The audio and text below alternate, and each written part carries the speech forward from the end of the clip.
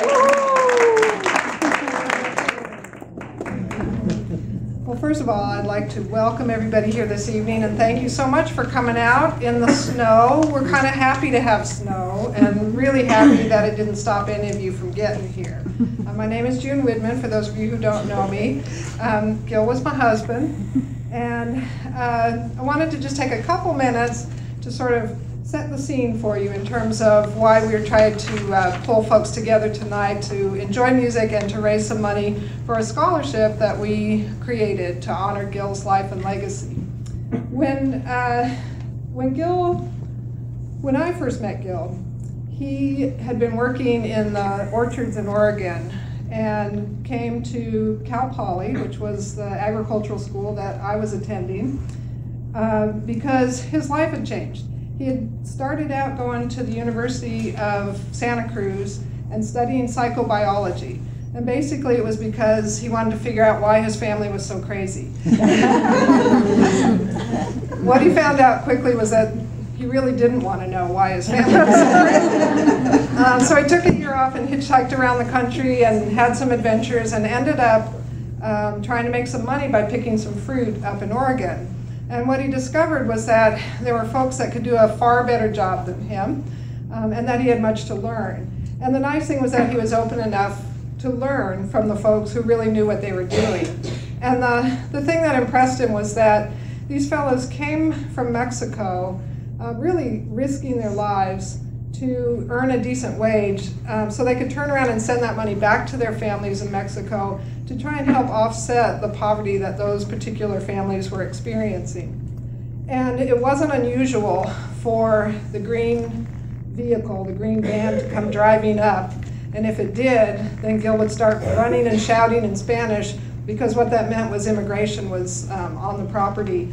And if you didn't have your documentation, you better hide or run. And so he really experienced what it was like for folks who, like I said, were working hard, trying to do the right thing, but always with that never knowing what could happen next. Now, what he also discovered that was fairly interesting was that for those who did get caught without documentation and got taken back to Mexico, they would often be back working before the driver of the van that took them there in the first place could make it back. But Gil was able to learn some Spanish and learn something about the life of the migrant workers, and that played a role in what he wanted to do next. So that's how he ended up at the school that I was at, studying agriculture. He studied soil science and fruit science, and I was studying crop science, so we ended up in a lot of classes together. And yes, those are all legitimate majors. And so after moving here to Kentucky in 1980 and being around long enough that we knew we were at least going to stay for a while, Gil ended up back at Berea College to finish the degree that he didn't finish in California. And so when he got his degree in agriculture from Berea College, he then got an assistantship to UK and to further his education in agriculture.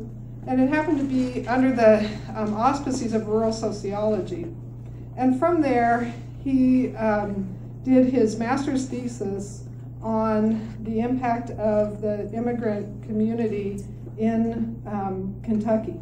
When we first came to Kentucky, it was hard to find anybody that spoke Spanish. There was one Cuban fellow who laughed at my Spanish, but really the migrant worker community was not Hispanic at that time. And in fact, when a fellow over in Winchester decided he was going to kind of step into the realm of growing tomatoes for Campbell's, he hired immigrant workers from Mexico under a legal program and all. But people were freaked out, okay? This was a new community to them. They didn't understand these folks. They looked different. They sounded different. And basically, the fella had one season, and that was it. There was so much resistance. Within 2 years, the tobacco farmers discovered a program that they could use migrant workers from Mexico legally. And all of a sudden, tides turned, and because it was tobacco, it was okay. And that kind of opened the doors to a new population of folks. And that's when Gil and his colleague, Kathy Luchuk, started the Migrant Network Coalition. The coalition was formed to bring together human service agencies that could play a role in easing the transition for the migrant community in Lexington and the surrounding counties. And so from that kind of rekindled for Gil the kinds of things that were important to him early on. And along the way, as he got to meet some families that were coming to Kentucky, finding work and finding a life for themselves, he really got to know folks on a personal level.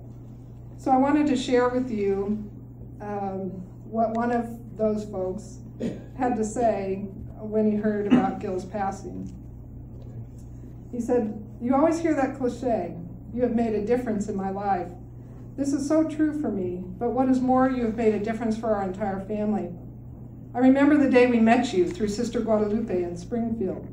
You were wearing a blue hat and started kicking around a soccer ball with my brothers and sisters. I looked over there and thought, this poor gringo is very uncoordinated. You were a very nice person and said that you would try your best to help me get into Berea College. That next year I entered Berea in college, the first in my family to do so. Who would have thought that an illegal alien from Mexico could get to college and graduate? Not many people did, but you believed in me. This is what separates a good person from a great person. You are a person that wanted the best for everybody, even putting them before yourself. It was because of you, by getting me in college, that my entire family, one by one, has achieved the American dream. My parents wanted their kids to have a better life and to get through college, and we did. All 5 of us will have graduated college by the end of next May.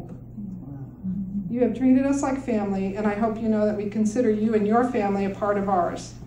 Thanks for making my family's and my life better. Thanks for believing in us. Thanks for speaking up for all Latinos. You have left your mark in Central Kentucky by helping to start the movement for equality.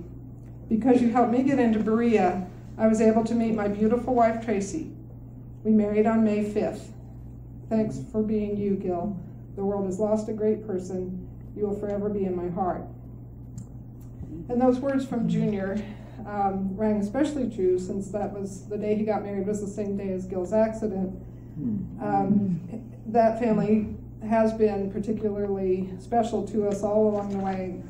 And I just want to say that when we think about, I was sharing with Christy and Eog earlier that all 4 of Gil's grandparents immigrated to this country.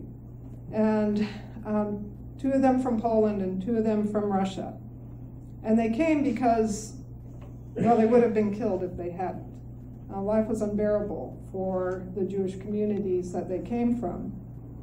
And yet, we tend to forget that just that little bit of time ago, immigrants were welcomed, and it was quite a different story than what folks are facing now.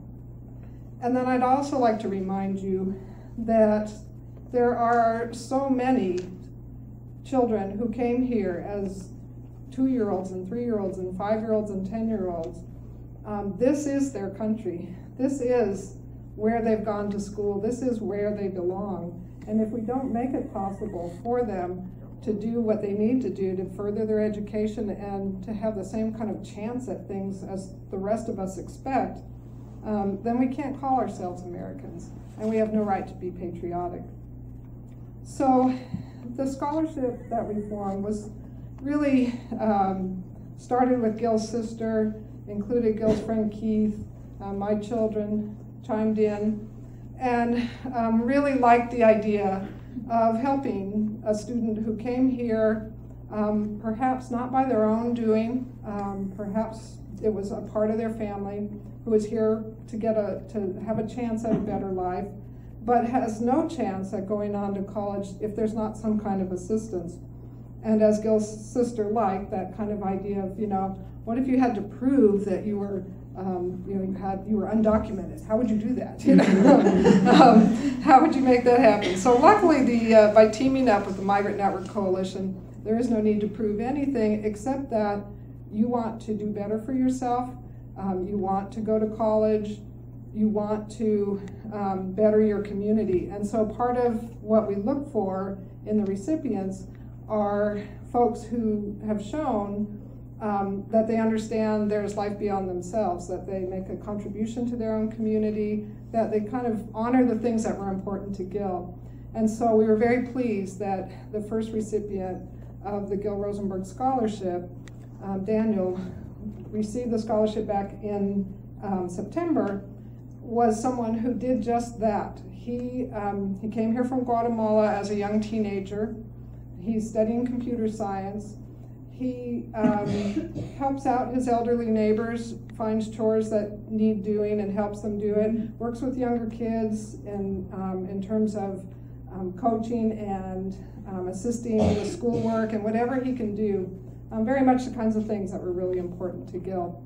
So thank you all so much for helping us move that forward and have the ability to help another student who will be chosen in April this year to receive again a $1,000 scholarship towards their expenses in school. And to help us do that in a way that also honors what was important to Gil, I'm so thrilled to be able to bring back our friends Christy and Aok, who many of you have heard before either at our house or at Main Street Cafe.